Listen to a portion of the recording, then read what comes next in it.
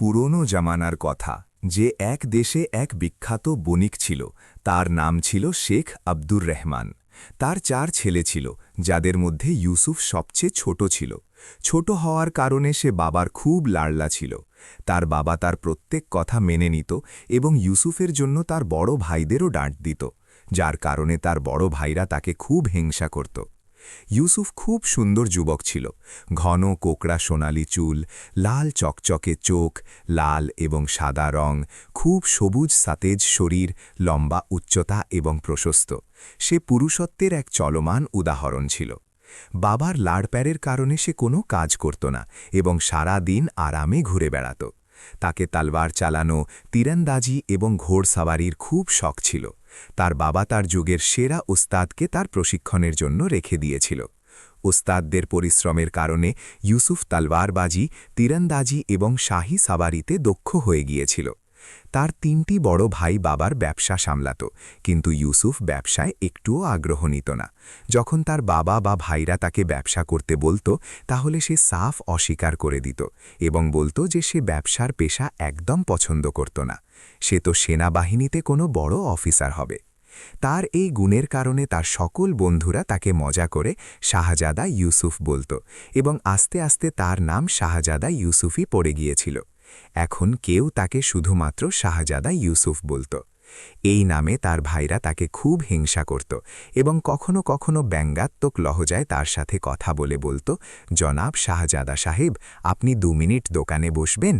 কিন্তু শাহজাদা শুধু মুচকি হেসে চলে যেত। সে আজ পর্যন্ত কখনো তার দোকানে বসেনি। হয় ঘোড়সাওয়ারি করত, না হয় বন্ধুদের সাথে খেলাধুলায় মশগুল থাকত। একদিন তার বন্ধুদের সাথে বসে শতরাঞ্জ খেলছিল যে এক বুড়ো ফকির খাস্তা হালে সেখানে এলো। এটি 2-3 বার রুমাল থেকে ভিক্ষা চাইল, কিন্তু শতরাঞ্জে এত মগ্ন ছিল যে তারা ফকিরের আওয়াজের দিকে মনোযোগ দিল না। অবশেষে বিরক্ত হয়ে ফকির জোরে জোরে হাঙ্গামা শুরু করল। এদের সবাইকে বিরক্ত দেখে তার এক বন্ধু শাহজাদাকে সম্বোধন করে বলল, ইয়ার শাহজাদা, তুমি এটাকে ভিক্ষা দিয়ে চলে যাও, আমরা খেলার লোক। ইউসুফ নজর শতরঞ্জে আটকে রেখে জিভে হাত দিয়ে একটা ছোট সিক্কা বের করে ফকিরের দিকে বাড়িয়ে দিল, কিন্তু নাম শাহজাদা আর ভিক্ষায় একটা ছোট সিক্কা। ফকির ভ্রান্তি করে বলল, এই শাহজাদা, বনে ফিরছিস। যদি সত্যি শাহজাদা হতো তাহলে রাজকুমারী জয়নাবের শর্তগুলো পূরণ করত। এই আওয়াজ ইউসুফের কানে পড়ল। সে চমকে উঠল। এটি শতরাঞ্জ ছেড়ে ফকিরের দিকে মনোযোগ দিয়ে দেখল এবং তারপর জিভ থেকে সোনার সিক্কার থলি বের করে ফকিরের দিকে বাড়াতে বাড়াতে জিজ্ঞাসা করল, বাবা, এই রাজকুমারী জয়নাব কে এবং তার শর্তগুলো কি? রাজকুমারী জয়নাব দুনিয়ার সবচেয়ে সুন্দর মেয়ে।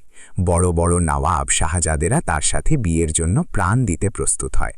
কিন্তু ফকির সিক্কার থলি জিভে রেখে বলল, কিন্তু রাজকুমারী জয়নাব বিয়ের জন্য কিছু শর্ত লাগিয়ে দিয়েছে। সে শুধু তার সাথে বিয়ে করবে যে এই শর্তগুলো পূরণ করবে, এবং যে পূরণ করতে না পারবে তাকে পূর্ণ দরবারে জুতো লাগানো হবে। ফকির বিস্তারিত বর্ণনা করল। তাহলে কেউ শর্তগুলো পূরণ করেছে কি? শাহজাদা বড় উৎসাহে জিজ্ঞাসা করল। তাহলে ভাইয়া, সেই শর্তগুলো এত কঠিন যে দুনিয়ার সাহসী থেকে সাহসী কেউ পূরণ করতে পারে না। তাই বড় বড় সাহসী শাহজাদেরা দরবারে জুতো খেয়ে ফিরে যেতে হয়। ফকির উত্তর দিল, ছেড়ে দাও ইয়ার, এই চক্করে পড়ো না। এই ফকির তোমার থেকে আরও অর্থ আদায়ের জন্য এমন কথা বলছে। তার এক বন্ধু তাকে থামাতে বলল, আরে না বন্ধু, আমি আগেও এক কাহওয়াখানায় থেকে রাজকুমারী জয়নাবের উল্লেখ শুনেছি। 4 দিন তাকে উত্তর দিয়ে বলল এবং তারপর সে জিভ থেকে সোনার আরেকটা থলি বের করে ফকিরের হাতে দিয়ে জিজ্ঞাসা করল, বাবা, সেই শর্তগুলো কি এবং রাজকুমারী জয়নাব কোন দেশের? রাজকুমারী জয়নাব দেশ সামারকান্দের রাজকুমারী, এবং যতদূর শর্তগুলোর সম্পর্ক যে সে প্রত্যেক নতুন আসা লোককে নতুন শর্ত বলে, তাই শর্তগুলোর ব্যাপারে কিছু বলা যায় না। ফকির উত্তর দিল, তাহলে রাজকুমারী কোনো বিশেষ শাহজাদের সাথে বিয়ে করতে চাইবে, তাই সে প্রত্যেকবার নতুন শর্ত বলে দেয়। যখন তার পছন্দেরটা আসবে তাহলে সহজ শর্ত বলে দেবে। এইভাবে সে সহজে রাজকুমারীর শর্ত পূরণ করে দেবে এবং তার বিয়ে রাজকুমারীর সাথে হয়ে যাবে। শাহজাদা ইউসুফ বলল, কিছু নেই এমন কথা নয়। যখনই কেউ রাজকুমারীর শর্ত পূরণ করতে যায় তাহলে তাকে শাহী মেহমানখানায় রাখা হয় এবং রাজকুমারীকে শর্ত বর্ণনা করতে বলা হয়। যখন রাজকুমারী শর্ত বলে দেয় তাহলে পূর্ণ দরবারে তাকে ডেকে নেওয়া হয় এবং রাজকুমারীর সামনে তাকে শর্তগুলো বলা হয়। ফকির তার ভুল ধারণা দূর করতে বলল, তাহলে ঠিক আছে, আমি অবশ্যই গিয়ে রাজকুমারী জয়নাবের শর্তগুলো পূরণ করব। যদি আমার বিয়ে রাজকুমারী জয়নাবের সাথে হয়ে যায় তাহলে আমি সত্যিকারের শাহজাদা হয়ে যাব এবং আমার ভাইরা আমাকে তানা দেবে না। শাহজাদা ইউসুফ উত্তেজিত লহজায় বুকে হাত মেরে বলল, যাবে না যুবক, তুমি রাজকুমারীর শর্ত পূরণ করতে পারবে না, এবং তাহলে পূর্ণ দরবারে জুতো খেতে হবে, এবং ফলাফল এটাই হবে যে তুমি লজ্জায় আত্মহত্যা করতে বাধ্য হবে। ফকির তাকে থামাতে বলল, সেখানে না বাবা, আমি অবশ্যই যাব, যাই হোক না কেন। ইউসুফ উত্তর দিল, এবং তারপর সে উঠে দাঁড়াল। সে সোজা বাড়ি এলো, এটি বাবার থেকে দেশ সামারকান্দ যাওয়ার অনুমতি চাইল এবং সমস্ত কাহিনী শোনাল। বাবা তাকে থামানোর খুব চেষ্টা করল, কিন্তু ইউসুফ তার জেদে অটল ছিল। তার ভাইরা যখন শুনল তাহলে তারা মনে মনে খুশি হল যে ইউসুফকে জুতো পাবে তাহলে মাথা থেকে শাহজাদার ভূত উড়ে যাবে। তাই তারা তার পক্ষে বলল এবং বাধ্য হয়ে ইউসুফের যাওয়ার অনুমতি দিল, কারণ ইউসুফ তার জিনিসপত্র নিল, তলোয়ার কোমরে বাঁধল এবং দেশ সামারকান্দ যাওয়ার জন্য প্রস্তুত হয়ে গেল। সে বাবার থেকে অনুমতি নিয়ে এবং ভাইদের সালাম করে দেশ সামারকান্দের দিকে চলে গেল। রাজকুমারী জয়নব তার সখীদের সাথে শাহীবাগে একটা সুন্দর তালাবের কিনারে বসেছিল। কিছু কোনারিয়া তাকে মনোরঞ্জনের জন্য নাচছিল এবং অনেক সখী সেনসি বাজিয়ে মনোমুগ্ধকর লয়ে গান গাইছিল। এই সময় একটা মুগ্ধম খাতুন এলো এবং রাজকুমারীকে জিজ্ঞাসা করল, রাজকুমারী হুজুর, একটা কথা তো বলো, এটা কি কথা যে আপনি বিয়ের জন্য শর্ত রেখেছেন এবং তারপর আপনি এত কঠিন শর্ত বলে দেন যে কেউ পূরণ করতে পারে না? আখিরে আপনি কি চান, যে আপনি সারা জীবন কুমারী থাকবেন? সখী বড় শ্রদ্ধায় জিজ্ঞাসা করল। রাজকুমারীর এই প্রশ্ন শুনে হেসে উঠল এবং বলতে লাগল, আমার পাগল সখী, আমি শর্তগুলো জেনে বুঝে রেখেছি। আমি চাই আমার বিয়ে তার সাথে হোক যে এই দুনিয়ায় সবচেয়ে বেশি সাহসী এবং বুদ্ধিমান হোক, যাতে আমি আমার স্বামীর উপর গর্ব করতে পারি। কিন্তু রাজকুমারী হুজুর, যদি কেউ আপনার শর্তগুলো পূরণ না করে তাহলে? একটা সখী প্রশ্ন করল। তাহলে আমি কুমারী থাকব। ভীরু মানুষের সাথে বিয়ে করার চেয়ে ভালো যে আমি বিয়েই না করি। রাজকুমারী সিদ্ধান্তমূলক লহজায় উত্তর দিল এবং তার এই কথায় সব সখীরা চুপ করে গেল, যেখানে এই হিসাবে কিছুটা না করতে পারত। এর আগে যে কোনো কথা হয়, একটা খাদিমা প্রাসাদের ভিতর থেকে এলো এবং রাজকুমারীর সামনে এসে সিজদা করল। এই খাদিমা শাহী খাজানার নিগরান ছিল। কি কথা খাদিমা, কিভাবে এসেছ? রাজকুমারী বড় নরম লহজায় জিজ্ঞাসা করল। রাজকুমারী হুজুর, একটা বিপদগ্রস্ত যুবক আপনার সাথে বিয়ের চাওয়া। বাদশাহ সালামত বলে পাঠিয়েছে যে আপনি শর্তগুলো বলো, যে কাল দরবারে তাকে এই শর্তগুলোর সাথে পরিচিত করানো যায়। খাদিমা বিস্তারিত বর্ণনা করল। আচ্ছা, তো কেউ আর জুতো খেতে এসেছে? রাজকুমারী খারাপ মুখ করে বলল। খাদিমা কি উত্তর দেয়? সে চুপ করে দাঁড়িয়ে রইল। রাজকুমারী চাঁদনি কয়েক মুহূর্ত চিন্তা করল। তারপর এটি খাদিমাকে বলল, এবার তার 3টা শর্ত এটি যে প্রথম তো এই যুবক সিংহীর দুধ নিয়ে আসুক, দ্বিতীয় এটি যে এমন ময়ূর নিয়ে আসুক যার পালকে 1000 রং হোক, এবং তৃতীয় এটি যে সে এমন একটা মানুষ নিয়ে আসুক যার উচ্চতা শুধু 6 ইঞ্চি হোক। রাজকুমারী 3টা শর্ত বলতে বলতে বলল। খাদিমা শর্তগুলো পুনরাবৃত্তি করে বলল, হ্যাঁ, এই 3টা শর্ত, সিংহীর দুধ, 1000 রঙের ময়ূর এবং 6 ইঞ্চির মানুষ। শর্তগুলো পুনরাবৃত্তি করে বলল, হ্যাঁ, এই 3টা শর্ত। রাজকুমারী হুজুর, এ তো সেই শর্তগুলোর থেকেও কঠিন যা আপনি আগে কখনো বলেনি। একটা সখী বলল, আসলে আমি চাই না যে কোনো যুবক আমার কারণে দরবারে জুতো খাক, তাই আমি এত কঠিন শর্ত বলে দেই যে সে যুবক জুতো খাওয়ার বদলে ফিরে যায়। রাজকুমারী উত্তর দিল এবং সে আবার খুশ গানে মশগুল হয়ে গেল, কিন্তু তার মন লাগল না, কারণ সে এই যুবককে দেখতে চাইত যে বিয়ের চাওয়া ছিল। তাকে আরেকটা কথাও খটকাচ্ছিল, যে খাদিমা কোনো শাহজাদার নাম নেয়নি, বরং একটা বিপদগ্রস্ত যুবক বলেছে, যার থেকে স্পষ্ট যে সে কোনো গরিব মানুষ হবে, এবং কারো থেকে শুনে এসেছে যে চলো এক রাত শাহী মেহমানখানায় থাকতে পারি। এই চিন্তা করে সে তার প্রাসাদের দিকে চলে গেল।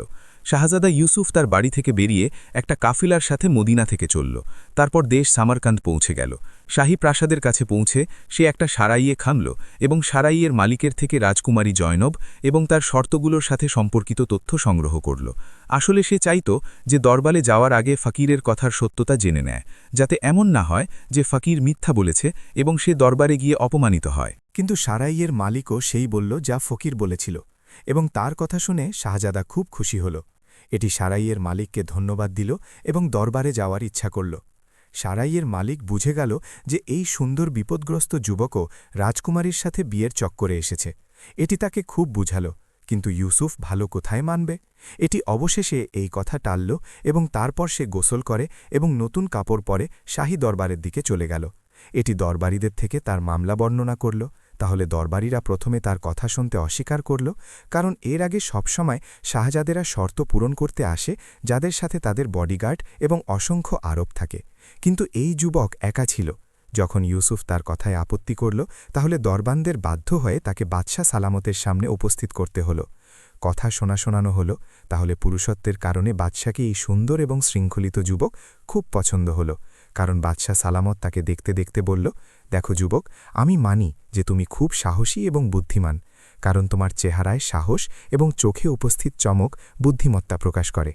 কিন্তু আমার মেয়ের শর্তগুলো এত কঠিন এবং কড়া বলে দেয় যে কোনো মানুষের পূরণ করার ক্ষমতা হয় না, তাই জুতো খেয়ে ফিরে যেতে হয়। তাই তুমি এই ইচ্ছা থেকে বিরত হও। আমি তোমাকে আমার সেনাবাহিনীতে উচ্চ পদ দেব। বাদশাহ হুজুর, আপনার এই অনুগ্রহের খুব ধন্যবাদ, কিন্তু আমি তো খুব দূর থেকে শুধু রাজকুমারীর শর্ত পূরণ করতে এসেছি। এটা অন্য কথা যে আপনি আমাকে এই যোগ্য মনে করছেন না যে আমি আপনার জামাই হতে পারি, কারণ আমি কাজলের ছেলে। ইউসুফ মাথা ঝুঁকিয়ে হৃদয় থেকে এবং দবানো লহজায় বলল, না যুবক, তুমি কোনো শাহজাদের থেকে কম নাও, এবং প্রত্যেক সাহসী মানুষের আমরা সম্মান করি। যদি তুমি এমন চিন্তা করছো তাহলে বাধ্যতা আছে। এখন তুমি শাহী মেহমানখানায় আরাম করো, আমরা কাল সকালে দরবারে রাজকুমারীর সামনে শর্তগুলো বলে দেব। বাদশাহ উত্তর দিল এবং ইউসুফ বাদশাকে সালাম করে শাহী মেহমানখানার দিকে চলে গেল। শাহী মেহমানখানায় তার সমস্ত রাত রাজকুমারী জায়নাব এবং তার শর্তগুলো উল্লেখে কাটল। সে সকালের অপেক্ষা ব্যাকুলতায় করছিল, যাতে দুনিয়ার সবচেয়ে সুন্দর মেয়েকে দেখতে পারে এবং তার শর্তগুলো জানতে পারে। অবশেষে আল্লাহর অনুগ্রহে সকাল হল। সে গোসল করে নতুন লিবাস পরে দরবারে যাওয়ার জন্য প্রস্তুত হয়ে গেল। অনেক দরবারি তাকে ডাকতে এসেছে এবং সে বানের পিছনে বড় সৌজন্যপূর্ণ অন্দাজে চলতে চলতে দরবারে পৌঁছে গেল। বাদশাহের দরবার পূর্ণ শান এবং শওকতে সাজানো ছিল। সে দরবারের মাঝখানে গিয়ে দাঁড়াল। এখনও বাদশাহ সালামত এবং রাজকুমারী দরবারে আসেনি, তাই সমস্ত দরবারীরা তার সাথে সম্পর্কিত কথা বলছিল। কেউ তার সৌন্দর্যের প্রশংসা করছিল এবং কেউ তার যৌবনে করুণা করে আক্ষেপ করছিল যে এত সুন্দর যুবক দরবারীদের থেকে জুতো খাবে। তারপর দরবারীরা বাদশাহের আগমনের ঘোষণা করল এবং ইউসুফ বড় উৎসাহে সেই পথ দেখতে লাগল যেখান থেকে রাজকুমারী বের হবে। কিছুক্ষণ পর বাদশাহ সালামত প্রকাশিত হল এবং সমস্ত দরবারীরা শ্রদ্ধায় সিজদা করল। দরবারীদের সাথে সাথে ইউসুফও সিজদা করল, যদিও তার ইচ্ছা ছিল যে সে রাজকুমারীকে আসতে দেখতে পারে। একটা কিন্তু শাহী দরবারের আদবের কারণে বাধ্যতা মেনে মাথা ঝুঁকিয়ে দাঁড়িয়ে রইল। কিছুক্ষণ পর বাদশাহ মাথা তোলার সুযোগ দিল এবং ইউসুফও মাথা তুলল। তার দৃষ্টি রাজকুমারীর ওপর আটকে গেল, কারণ রাজকুমারী এত সুন্দর ছিল যে তার মাথাও সরাতে পারত না। যুবক, তুমি কি সত্যি রাজকুমারীর শর্তগুলো জানতে চাও? বাদশাহের করুণাময় আওয়াজে দরবার গুঞ্জে উঠল এবং ইউসুফ যেন হুঁশে এলো। এটি রাজকুমারীর চেহারা থেকে দৃষ্টি সরিয়ে শ্রদ্ধায় মাথা ঝুঁকিয়ে রাখল। আপনি রাজকুমারীকে দেখার আগে তো হয়তো সে তার সিদ্ধান্তে পুনর্বিবেচনা করত, কিন্তু এখন তো অসম্ভব ছিল।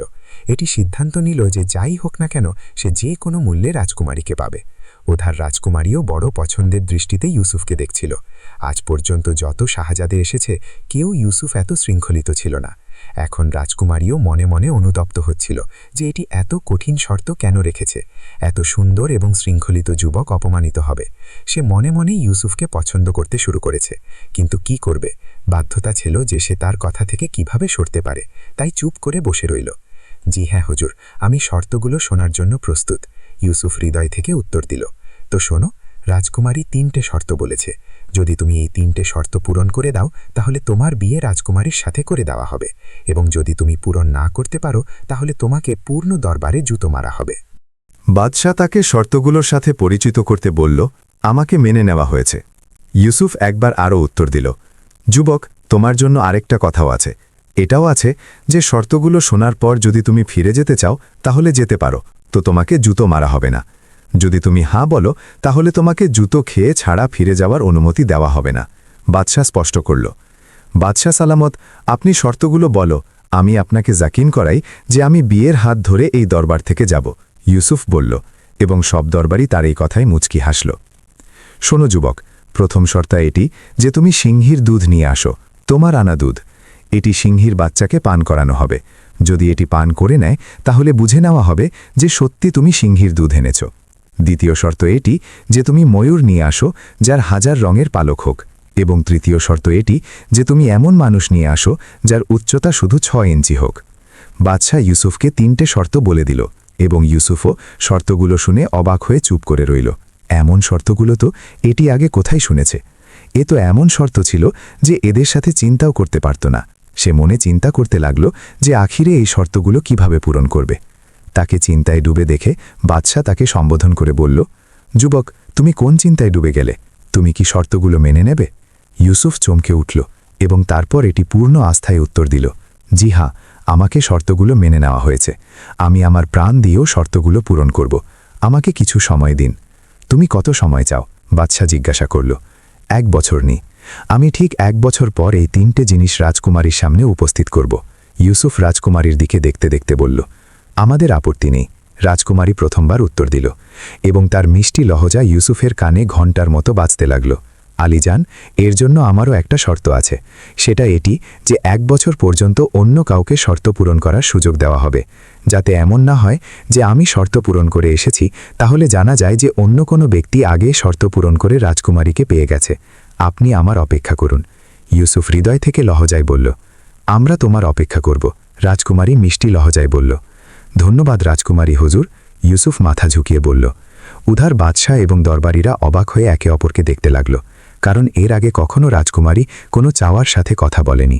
তারা সব বুঝে গেল যে রাজকুমারী এই যুবকে আগ্রহ নিচ্ছে। ঠিক আছে যুবক, রাজকুমারী তোমার শর্ত মেনে নিয়েছে। আমরা তোমার পক্ষে দোয়া করব। এখন তুমি যেতে পারো, বাদশাহ বলল, এবং ইউসুফ বাদশাকে সালাম করে এবং একটা বিদায়ী দৃষ্টি রাজকুমারীর উপর ফেলে ফিরে দরবার থেকে বাইরে বেরিয়ে গেল। দরবার থেকে বেরিয়ে সোজা শাহী মেহমানখানায় গেল। সেখানে গিয়ে এটি তার ঘোড়া নিল এবং তারপর ঘোড়া দৌড়িয়ে প্রাসাদ থেকে বাইরে এলো। সেখানে সে মনে চিন্তা করছিল যে এখন কোথায় যাবে এবং কার কাছে জিজ্ঞাসা করবে যে এমন জিনিসগুলো তাকে কোথায় মিলবে। এই চিন্তা করে সে এগিয়ে চলতে লাগল।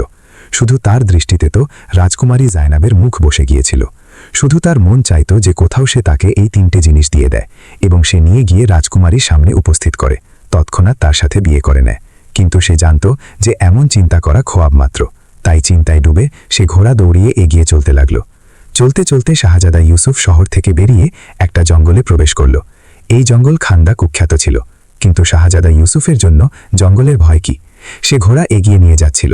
তার মনে কোনো মঞ্জিল তো ছিলই না, শুধু সে এমনি এগিয়ে চলতে লাগল।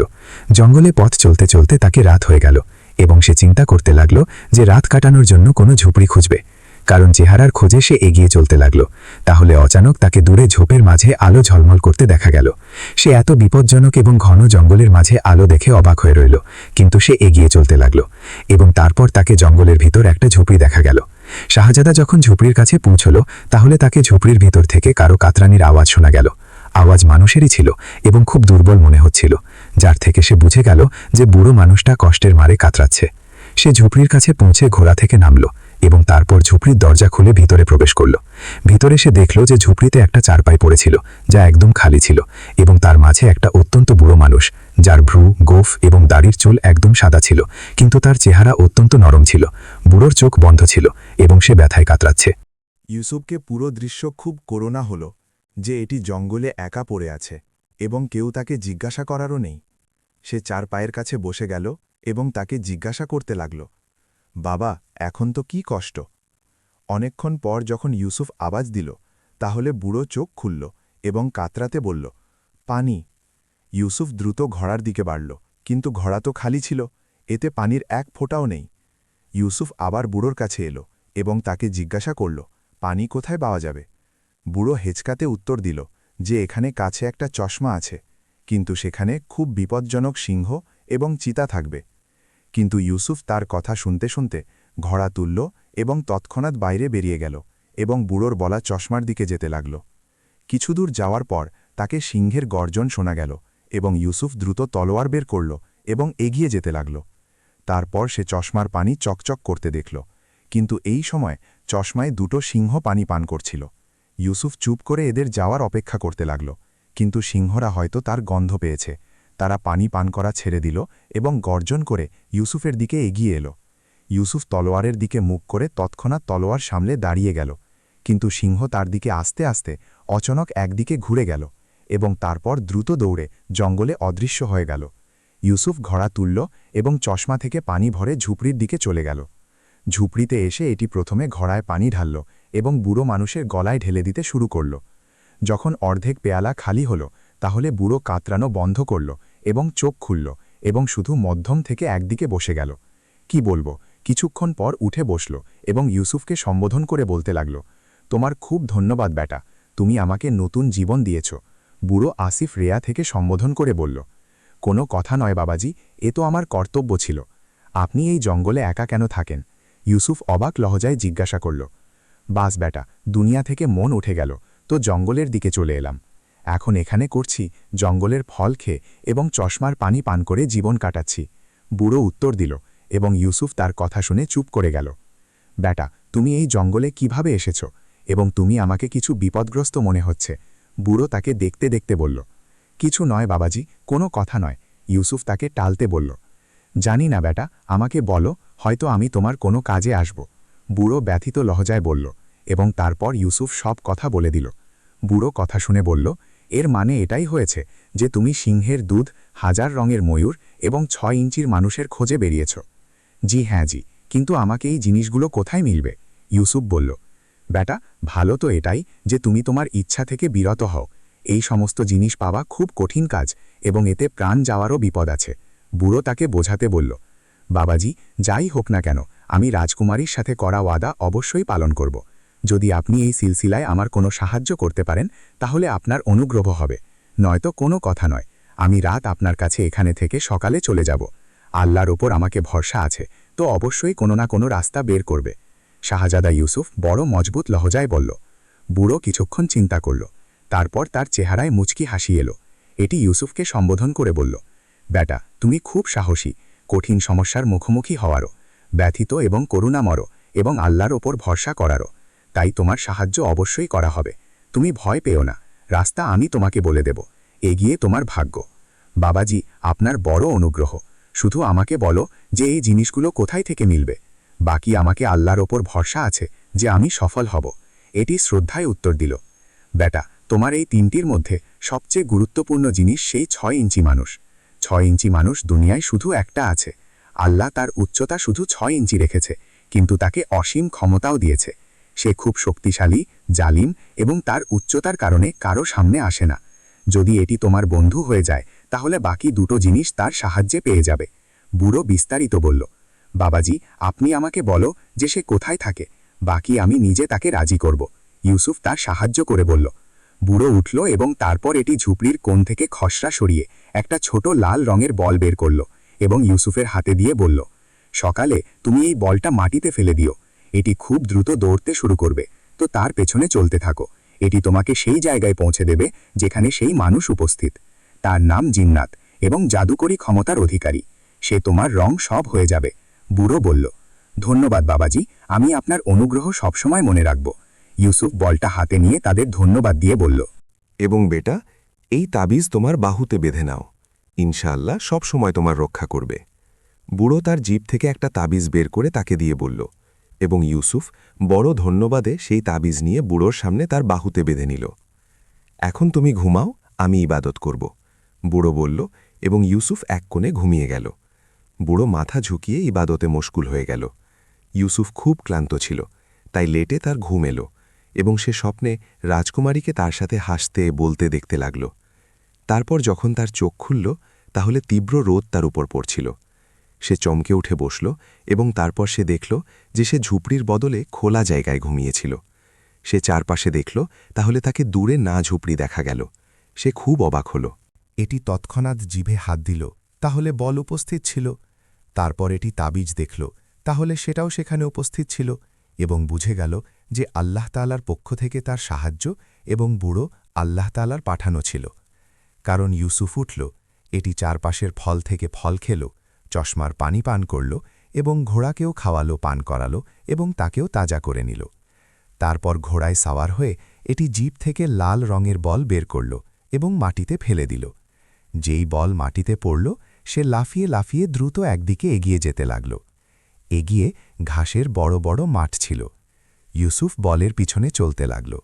রাতে বল একটা পাহাড়ের পাদদেশে এসে থামল। ইউসুফও থামল এবং বল তুলে পাহাড়ের চট্টানে লেটে গেল। সকালে উঠে আবার এগিয়ে গেল। এইভাবে চলতে চলতে 1 সপ্তাহ কেটে গেল। 1 সপ্তাহ পর সে এমন একটা উপত্যকায় পৌঁছে গেল যেখানে প্রত্যেক জিনিস লাল ছিল। পাহাড় এবং মাটিরও এমন মনে হচ্ছিল যেন রক্তের মতো, শুধু লালের গুলাল লাগানো। এবং যেমন বল উপত্যকায় প্রবেশ করল, তার রং শোভ হয়ে গেল। এবং তারপর উপত্যকার ভিতর পৌঁছে বল অচানক অদৃশ্য হয়ে গেল। ইউসুফ বুঝে গেল যে সে জিন্নাতের এলাকায় পৌঁছে গেছে। বলের পথপ্রদর্শনের ধন্যবাদ দিয়ে সে ঘোড়া থেকে নামল এবং চারপাশে দেখতে লাগল। এখনও সে উপত্যকাকে দেখছিল যে অচানক একটা পাহাড়ের পাদদেশ থেকে ফুটল এবং এতে থেকে লাল রঙের একটা ঘোড়া বাইরে এলো। এর উপর সাদা রঙেরই মানুষ সাওয়ার ছিল, তার হাতে লালি তলোয়ার ছিল। ঘোড়া দৌড়িয়ে ইউসুফের দিকে এগিয়ে এলো। এর ভিতর থেকে মনে হচ্ছিল যে আক্রমণ করবে। নির্বাচনে ইউসুফও তলোয়ার সামলে নিল এবং তারপর যেমন সেই লাল রঙের মানুষ কাছে এলো, তো এটি তলোয়ার খেকে ধাক্কা লাগালো। জিন্নাত প্রথমে তার ঘোড়ার দিকে তাকে থামাতে চাইল। ইউসুফ একদিকে সরে গেল এবং তারপর যেমন ঘোড়ার গতি এগিয়ে গেল, এটি পূর্ণ আঘাত তার পায়ে করল। তার আঘাত এত পূর্ণ ছিল যে ঘোড়ার পিছনের পা কেটে গেল এবং ঘোড়া মুখের বলে পড়ে গেল এবং জিন্নাতও মাটিতে পড়ে গেল। ইউসুফ দ্রুত এগিয়ে গেল এবং এটি উঠতে উঠতে উপরে আঘাত করার চেষ্টা করল, কিন্তু জিন্নাত অচানক কলাবাজি করল এবং তার ঘুরন্ত তলোয়ার দ্রুত ইউসুফের হাতে লাগল, যাতে এটি তলোয়ার সামলে রেখেছে। তার আঘাত এত জোরদার ছিল যে ইউসুফের হাত থেকে তলোয়ার বেরিয়ে দূরে চলে গেল। এর আগে যে ইউসুফ সামলাত, জিন্নাত দ্রুত লাফিয়ে উঠল এবং এটি লাল তলোয়ারের পূর্ণ আঘাত ইউসুফের ওপর করল। কিন্তু ইউসুফ পেচিং এবং ফুর্তির ভালো উস্তাদ ছিল। সে সত্যি ফুর্তিতে একদিকে সরে গেল এবং তারপর এটি পূর্ণ শক্তিতে ঘুষি মেরে জিন্নাতের পেটে ধাক্কা মারল। জিন্নাত যেমন টলমল করল, ইউসুফ তার কোমর থেকে খঞ্জর বের করল এবং তার খঞ্জর বিদ্যুতের গতিতে আগিয়ে জিন্নাতের বুকে ঢুকে গেল। জিন্নাতের গলা থেকে একটা চিৎকার বের হল এবং দ্বিতীয় মুহূর্তে ঘাসে পড়ে ছটফট করতে লাগল। ইউসুফের খঞ্জর তার হৃদয়ে ছিঁড়ে দিয়েছে। ফলাফলে কয়েক মুহূর্তে তার শ্বাস থেমে গেল এবং শরীর ঠান্ডা হয়ে গেল। ইউসুফ এগিয়ে তার বুক থেকে খঞ্জর বের করল এবং তারপর গর্বে তার তলোয়ার তুলল। জিন্নাত যেমন হারল, তার শরীর থেকে ধোঁয়া বের হতে লাগল এবং এই ধোঁয়ায় ইউসুফকে তার লোপেটে নিল। তারপর ইউসুফ এই ধোঁয়া থেকে বের হওয়ার খুব চেষ্টা করল, কিন্তু তার দম ঘুরতে লাগল এবং তারপর ইউসুফ হাত পা মারতে মারতে অজ্ঞান হয়ে গেল। একটা খুব বড় প্রাসাদে একটা ছোট টেবিলে পানির পেয়ালা পড়েছিল এবং তার চারপাশে 101 জিন্নাত দাঁড়িয়েছিল। তাদের চেহারায় ভয় এবং আতঙ্কের ছায়া ঘুরে বেড়াচ্ছিল। তারপর এদের মধ্যে একটা জিন্নাত কিছু পড়ল, তাহলে তারপর পেয়ালায় থেকে ধোঁয়া বের হতে লাগল। যখন ধোঁয়ার কাজ শেষ হলো, তাহলে ময়ূরের ছানার মতো একটা 6 ইঞ্চির জিন্নাত বাইরে এলো। এই জিন্নাতের ছোট চেহারা ছিল, কিন্তু তার চোখ তার উচ্চতার থেকেও বড় ছিল। তার ছোট ছোট চোখে খুব জালাল ছিল। তারপর তার সরু শ্বাস কক্ষে গুঞ্জতে লাগল। এই ছোট জিন্নাত ছিল যার উচ্চতা শুধু 6 ইঞ্চি। কি কথা, আমাকে কেন ডেকেছ? এটি সামনে দাঁড়ানো জিন্নাতকে তীক্ষ্ণ লহজায় জিজ্ঞাসা করল। হুজুর, একটা মানুষ উপত্যকায় প্রবেশ করেছে। আমাদের জিন্নাত তার মুখোমুখি হয়েছে, কিন্তু এই মানুষটা আমাদের জিন্নাতকে হারিয়ে দিয়েছে। আমরা তাকে অজ্ঞান করে দিয়েছি। এখন আপনার হুকুমের অপেক্ষা, একটা জিন্নাত বড় শ্রদ্ধায় বলল। জিন্নাত উপত্যকাকে হারিয়ে দিয়েছে, এটা কিভাবে সম্ভব? জিন্নাতের লহজায় রাগ এলো এবং তার চোখ লাল হয়ে গেল। হুজুর, আমরা সঠিক বলছি, এই মানুষটা তার হৃদয়ে খঞ্জর মেরেছে, তাই সে মারা গেছে। সেই জিন্নাত হেঁচকাতে হেঁচকাতে উত্তর দিল, এর মানে সে শক্তিশালী, তাকে জীবিত নিয়ে আসা ভালো হবে, নয়তো মানুষদের তো দেখলেই আত্মা কাঁপে। তাকে আমাদের সামনে নিয়ে আসো।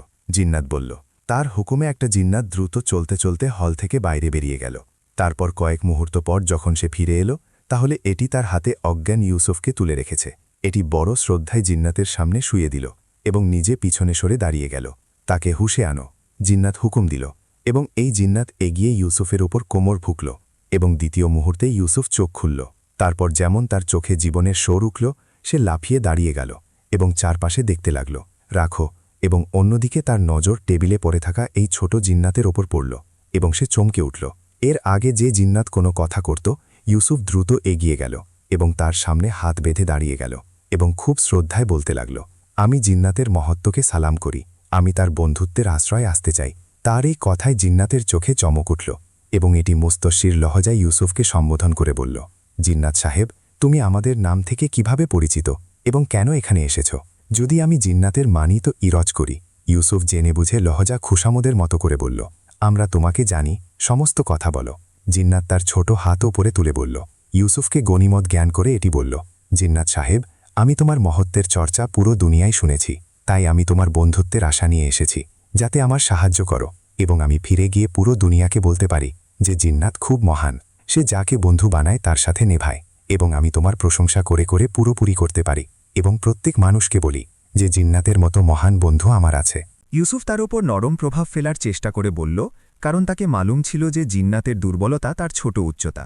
তাই যত তার মহত্বের কাসিদা পড়া হবে সে তত খুশি হবে, কারণ এটাই হল। জিন্নাত তৎক্ষণাৎ হাত নাড়ল এবং বলল, আজ থেকে তুমি আমার বন্ধু, এখন ভয়ের কোনো কথা নেই, আমার বন্ধু পুরো দুনিয়ার মালিক। জিন্নাতের লহজায় গর্ব এলো এবং সে ফেলে উঠল, খুব খুব ধন্যবাদ বন্ধু, এখন আমি একটা কথা করতে চাই। ইউসুফ বড় খুশিতে বলল, কেন? জিন্নাত তাকে আমার বিশেষ কক্ষে পৌঁছে দাও। জিন্নাত হুকুম দিল এবং তারপর সে আবার পেয়ালায় ঢুকে গেল। তার পানিতে যেতে যেতে আবার ধোয়া উঠল এবং তারপর জিন্নাত অদৃশ্য হয়ে গেল। এখন সেই পেয়ালায় শুধু পানি ছিল। অন্য জিন্নাত এগিয়ে ইউসুফের উপর কোমর ফুঁকল এবং ইউসুফ ধোয়া হয়ে গেল এবং সে আবার অজ্ঞান হয়ে গেল। যখন আবার ইউসুফকে হুঁশ এলো, তাহলে এটি নিজেকে 1 ইঞ্চি সুন্দর কক্ষে পেল, যাতে একদিকে ছোট তখত লাগানো ছিল, যাতে জিন্নাত বসেছিল। জিন্নাত ইউসুফকে সামনে রাখা একটা বড় চেয়ারে বসার ইশারা করল এবং বলতে লাগল, হ্যাঁ বন্ধু, এখন খোলাখুলি বলো। এবং ইউসুফ সমস্ত কথা বলে দিল। জিন্নাত কিছু চিন্তা করল এবং তারপর বলতে লাগল, রাজকুমারী জয়নাবের একটা শর্ত তো পূরণ হয়ে গেছে, যে আমি তোমার বন্ধু হয়ে গেছি এবং তোমার সাথে বিয়ের কাছে পৌঁছে যাব। এখন বাকি দুটো শর্ত, তো এদের জন্য রাস্তায় তোমাকে বলে দেব এবং সাহায্যও করে দেব, কিন্তু সাহস তোমাকে নিজে করতে হবে। কি অর্থ? আমি বুঝলাম না। ইউসুফ খুব বোকা বানানো লহজায় বলল, বন্ধু, আমি তোমাকে এমনি বন্ধু বানাইনি, আমি তোমার সাহস এবং বুদ্ধিমত্তায় খুশি হয়েছি, এবং কারণ আমি এখানে একা থাকি তাই আমি তোমাকে বন্ধু বানিয়ে নিয়েছি। জিন্নাত মুচকি হেসে বলল, আমাকে তোমার বন্ধু হয়ে খুব খুশি হয়েছে। ইউসুফও উত্তর দিল, তো কথা আসলে এটাই যে সিংহের দুধ এবং হাজার রঙের ময়ূর পাওয়ার চক্কর এটাই যে এদের সাহসী মানুষই তার সাহস থেকে পেতে পারে, না হলে আমি চাইলে এক মুহূর্তে দুটো জিনিস পেয়ে যেতে পারি, কিন্তু হবে এটাই যে সিংহের দুধ এখানে আসতেই খারাপ হয়ে যাবে এবং ময়ূরের হাজার রঙের পালক খারাপ হয়ে যাবে, তার রং উড়ে যাবে, তোমার পরিশ্রম ব্যর্থ হয়ে যাবে। তাই আমি এদের পাওয়ার জন্য শর্ত রেখেছি যে যদি দুটো পাও তাহলে খারাপ হয়ে যাবে, এবং যদি মানুষ পায় তাহলে ঠিক থাকবে। জিন্নাত বিস্তারিতে বুঝালো, ঠিক আছে, এখন তুমি আমাকে বলো যে আমি কিভাবে করতে পারি, এরপর আমি নিজে চেষ্টা করব। ইউসুফ কথা বুঝে বলল, তুমি এমন করো, প্রথমে সিংহীর দুধ পাও। এটা দূর, এখান থেকে খুব দূর একটা জঙ্গলে আছে, সেখানে একটা তালাব আছে যেখানে সিংহীর দুধ জমা হয়, এবং জঙ্গলের সিংহ তার পাহারা দেয়। সেখান থেকে দুধ পাওয়ার জন্য অসংখ্য সিংহের সাথে মুখোমুখি হতে হবে। জিন্নাত বলল, কিন্তু সিংহী সেখানে দুধ কেন জমা করে? ইউসুফ জিজ্ঞাসা করল, এই জঙ্গলে প্রকৃতির এই ব্যবস্থা যে সিংহীর বাচ্চা জন্ম নেয়া মাত্র তার মায়ের দুধ পান করে না, বরং এই তালাবে এসে দুধ পান করে, এবং না, সিংহী সেখানে বসে না, তো তার দুধ বেরিয়ে এই তালাবে চলে যায়। এটা দুনিয়ায় সেই জায়গা যেখান থেকে সিংহীর দুধ পাওয়া যায়। জিন্নাত বোঝাতে বলল, কি এমন হতে পারে না যে আমরা কোনো সিংহীকে জীবিত ধরে তার দুধ কোনো পাত্রে ভরি? ইউসুফ চিন্তা করে বলল, না ভোলা বন্ধু, তোমাকে এটা মালুম নেই যে মানুষ যেমন সিংহীর দুধ পাওয়ার চেষ্টা করবে তার দুধ বাতাসে উড়ে যায়। এই জন্য তো এটা অসম্ভব শর্ত রাখা হয়েছে, নয়তো তো যে কোনো শিকারী সহজে এই শর্ত পূরণ করে দিত। জিন্নাত বলল, তাহলে এখন কি করা যায়, যেখানে আমি একা তো হাজারো সিংহের সাথে লড়তে পারবো না? ইউসুফ কাঁতরাতে বলল, হতাশ হওয়ার দরকার নেই, যদি তুমি সাহস করো তো দুধ পেয়ে যাবে। জিন্নাত মুচকি হেসে বলল, তাহলে ঠিক আছে, আমাকে বলো আমি কি করব। ইউসুফ খুশি হয়ে বলল, আমি তোমাকে এমন ঘোড়া দিই যে এই উপত্যকাকে একই শ্বাসে পার করে যাবে এবং তার অত্যন্ত গতি থাকবে। তোমাকে এমন করো, একটা লোটা তার সাথে নাও এবং এই জঙ্গলে চলে যাও। যখন তুমি সেখানে পৌঁছবে তো সিংহ তোমার দিকে দৌড়বে। তুমি কোনোভাবে ঘোড়াকে সামলে এই তালাবে পৌঁছে দাও এবং ঘোড়াকে হেড লাগাও। ঘোড়া একই লাফে তালাব পার করে যাবে। যেমন তুমি কিছু দৌড়তে সিংহ থেকে বেরিয়ে যাবে তো ঘোড়া আমার কাছে চলে আসবে। এরপর তুমি হাজার রঙের ময়ূরের জন্য চলে যাও। যখন এই দুটো জিনিস তুমি পেয়ে যাবে তো তারপর আমরা বিয়ের কাছে চলব এবং তুমি শর্ত জিতে তার সাথে বিয়ে করে নাও। জিন্নাত বলল, ঠিক আছে, তুমি আমাকে সেই ঘোড়া দাও এবং আমাকে এই চশমায় পৌঁছে দাও। ইউসুফ খুশি হয়ে বলল, এমন করো, এখন তো মেনে নাও, আরাম করো। যখন তোমার চোখ খুলবে তো তুমি এই জঙ্গলে উপস্থিত হয়ে যাবে। ঘোড়া তোমার কাছে থাকবে, দড়ি এবং লোটা সেখানে তোমাকে মিলে যাবে। বাকি সাহস তোমাকে নিজে করতে হবে। জিন্নাত বোঝাতে বলল, ইউসুফ খুব ক্লান্ত ছিল, তাই তার কথায় মেনে গেল। তারপর জিন্নাত তার জন্য খাবার মঙ্গিয়ে নিল এবং খাবার খেয়ে সেখানে একটা বিছানায় ঘুমিয়ে গেল। ইউসুফ যখন চোখ খুলল তাহলে তার কানে পাখিদের চহক্কানির আওয়াজ এলো এবং সে চমকে উঠল এবং উঠে বসল। কয়েক মুহূর্ত তো সে চারপাশে দেখতে লাগল। তারপর তাকে মনে পড়ল যে সে জিন্নাতের বলা অনুসারে এই মুহূর্তে এই জঙ্গলে উপস্থিত, যেখানে সিংহীর দুধ ভরা তালাব উপস্থিত। এবং তারপর তাকে কাছে একদম সাদা রঙের ঘোড়া দৌড়তে দেখা গেল। কাছে একটা লোটা পড়েছিল যার গলায় একটা বড় দড়ি বাঁধা ছিল। ইউসুফ উঠল এবং এটি লোটা তুলে তার দড়িকে ধরল এবং তারপর সে দড়ি লাগিয়ে ঘোড়ায় সবার হয়ে গেল। তার সবার হতেই সে ঘোড়া ঝাঁকুনি দিয়ে উঠল এবং দ্বিতীয় মুহূর্তে সে এই ঘন জঙ্গলে সরপট দৌড়তে লাগল। সে জঙ্গল খুব ঘন ছিল, কিন্তু ঘোড়া এই হিসাবে দৌড়ছিল যে কোনো শাখা তার পথে বাধা হতে পারত না। ইউসুফ বড় ইস্তিগফার পড়তে পড়তে এই তালাবের দিকে এগিয়ে যাচ্ছিল। তারপর তাকে দূর থেকে সিংহের গর্জনের আওয়াজ শোনা যেতে লাগল এবং সে বুঝে গেল যে এখন তালাব কাছে এসে গেছে। তাই সে সামলে বসে গেল। তারপর তাকে খেয়াল এলো এবং এটি দড়ির একটা প্রান্ত তার কোমরে উপস্থিত বেল্টে ভালো করে বেঁধে নিল এবং তারপর লোটাকে হাতে ধরে নিল। ঘোড়াও বিদ্যুতের গতিতে দৌড়ে চলছিল এবং ইউসুফ এটি সামলে বসেছিল। আচানক তাকে জঙ্গলের মাঝে সিংহের একটা ভিড় দেখা গেল। ইউসুফ এত সিংহ দেখে ভয় পেয়ে গেল, কারণ যেখানে দৃষ্টি যায় সেখানে তাকে সিংহ দেখা যাচ্ছে। ঘোড়া এই সিংহদের দেখার পরেও এদের দিকে অত্যন্ত দ্রুত এগিয়ে যাচ্ছিল। কিশোটা আর ইউসুফকে এমন মনে হল যেন ধীরে ধীরে সময় এবং গেল। দ্বিতীয় মুহূর্তে তার দিকে দৃষ্টি যে সে তালাব ছিল যা দুধে ভরা ছিল। ইউসুফ এটাই দেখে ভয় পেয়ে গেল, কারণ কোনো মানুষ এটাই করতে পারত না যে কোনো ঘোড়া এত বড় তালাবকে একই লাফে পার করতে পারে। কিন্তু তাকে জিন্নাতের উপর যা কিনছিল, তাই তালাবের কাছে পৌঁছতেই ইউসুফ ঘোড়াকে একটা জোরদার হেড লাগাল এবং দ্বিতীয় মুহূর্তে ঘোড়ার পা একটা ঝাঁকুনিতে মাটি থেকে উঠে গেল এবং ইউসুফকে এমন মনে হল যেন ঘোড়া বাতাসে উড়ছে। সিংহে অশান্তি মচে গেল। তারা দৌড়তে লাগল, কিন্তু কারণ ঘোড়া তালাবের ওপর দিয়ে যাচ্ছিল, তাই যেখানে সিংহ তালাবে লাফ দিতে পারত না। তালাব থেকে যেমন ঘোড়া গেল, ইউসুফ লোটা নিচে ফেলে দিল এবং দ্বিতীয় মুহূর্তে লোটা দুধে ডুবে এগিয়ে গেল এবং দড়ি তাকে ভিতরে টেনে নিল। তারপর আগে সে সিংহ থেকে বেরিয়ে গেল এবং তালাব পার করে গেল।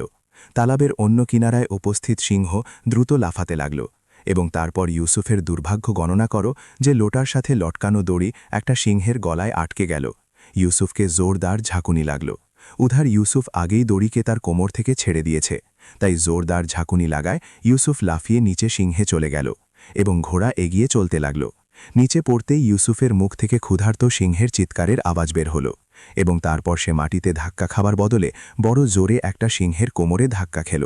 এইভাবে পড়ায় সিংহে অশান্তির ভিড় মচে গেল এবং ইউসুফ দ্রুত মাটি থেকে উঠল।